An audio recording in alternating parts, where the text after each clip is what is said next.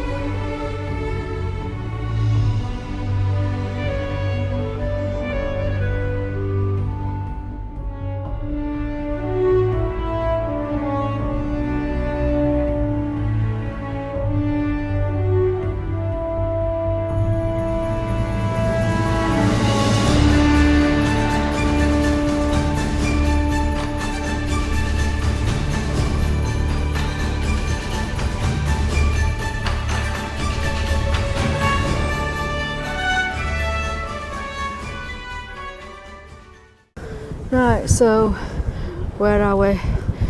We're at Gold Beach. Gold Beach. British Landing Beach. Well, one of them. The other one was Sword.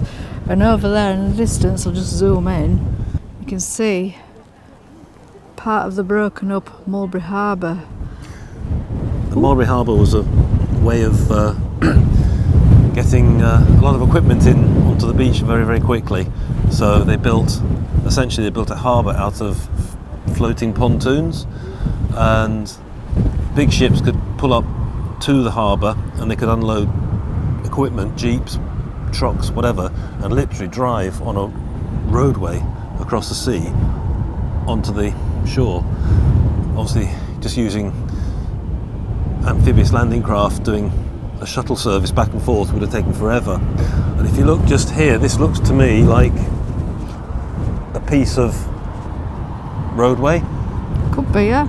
The harbour would have, I presume that was on top of these concrete supports. Yeah, I think it probably was. So hopefully now we're going to go and see if we can get down to them. But it looks like the tide's in. There might be some a bit further close in. But first, shall we just go do you want to look at have this? a look at this? Yeah. So this, we think, is what would have been on top of the concrete Mulberry Harbour. Oh, like a roadway. Like a roadway. So we can't get to have a look at the top, can we? And there's two, obviously. Yeah. Well, we saw the top from the viewpoint. Yeah. But it says strictly no climb or access or something. Yeah. And I don't know how they would have been attached together, because I can't see how they'd be attached. I'm sure there's some method of making There'll them. be some way of doing it. Yeah, I'm sure. About time they did a bit of repair work on it. Look at this. Oh. Don't be pulling it back. Well, no, I'm not. I wasn't pulling it back. Look, if you look here, it's a wooden road. Wooden panels. Wooden roadway. Yeah. And obviously this has been sat in the sea for maybe a couple of decades, who knows, because here, if you look, it's really quite rusty. So what's this then, James? It's an 88mm cannon, German. Originally designed as an anti-aircraft gun, it was turned into the most famous German anti-tank gun due to its accuracy, handiness and efficiency.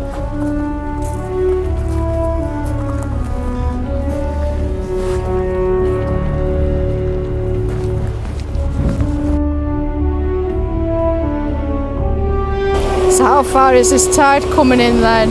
Dare we stand there or not? Or Well, is it's only the bit, we won't get swamped.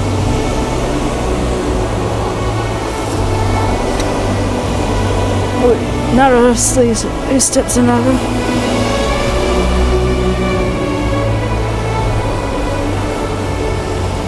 Wow.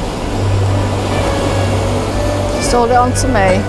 I assume that concrete thing there was intact at one point, and it was actually, they did the concrete ships at one time. Yeah. When they in the Second World War, when there was a shortage of steel, they actually built concrete ships. So effectively, they're concrete boats, aren't they? This is part of Gold Beach, where the British forces landed on their amphibious vessels, and this over here is what we call part of Mulberry Harbour, and that was for getting various equipment off board ships. It's a section of Mulberry Harbour, love. So it's a section of Mulberry Harbour, and Mulberry Harbour was so that they could get equipment and boats and men and everything, things that they needed once they reached a beachhead.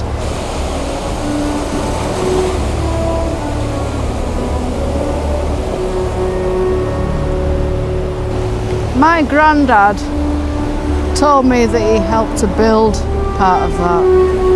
Amazing. So for me, it's quite personal, is this?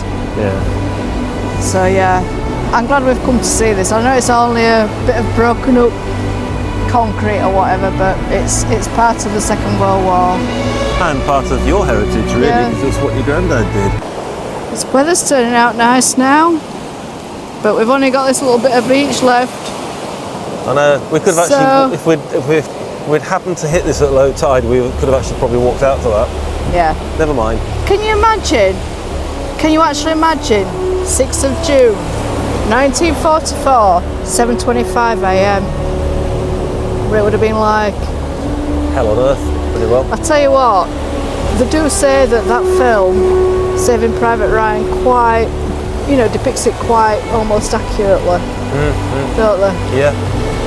Show the horrors of war. Yeah. Certainly. Yeah.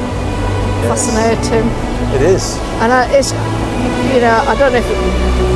I don't know which part it was, but to say that my granddad was here helping to join all these pieces up and fix them together, Amazing. well, that's what he told me anyway. And you believe him, don't you? Well, I'm sure he did. I'm not sure he was telling porkies. I believe him. He wasn't in Dad's army, was he? Bless him. There you are, Grandad. That's for you. That's for you.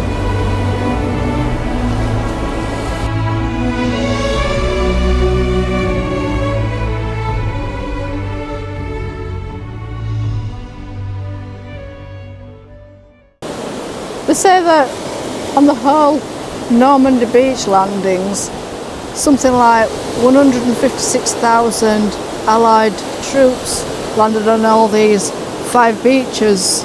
I mean, this is Gold Beach, we've got Sword Beach, we've got Omaha, Juno, and what's the other one? The other one. I always forget one, don't we? Sword, Gold, Omaha. Juno, Omaha. Utah. Utah, that's it, Utah. right, yep. So they say that something like 156,000 men, Allied men, landed here on the amphibious transportation on 6th of June 1944. Actually on the first day, yeah. Yeah, but also 62,000 of them were British. Yeah. Yeah. So it's astonishing, isn't it? It really is. If you can imagine what these beaches would have looked like, all up and down the coast. And also, you've got to remember, in this small area alone, a few miles inland, there was probably 500,000 French civilians actually in the thick of it, Yeah. with shelling taking place, and stuck in their homes, hiding in basements if they had a basement, terrified. So you've got to look at the human cost. The civilians didn't ask for it. Mind you, the soldiers didn't ask for it. You've got to think that at this time, at this point, Germany occupied this part of France. Well, yes. So the whole point of this operation was to liberate this part of France. Liberate France and Belgium. There's somebody swimming out there, look. Oh, look, you see him? It's dragging some kind of buoy with him, some floating device, you know, that orange thing. So I think now we're going to head on back up to the car, aren't we? Sorry, Hotel Belingo. Aren't we? We're going to head on back to Hotel Belingo. And we're going to head towards his next destination, which is Bayeux Tapestry Museum. But we'll probably find a park up before we get there, won't we? So That's the plan. yeah. That's the plan. Yeah, I think it's about time that we had an earlier night, don't you? Yeah.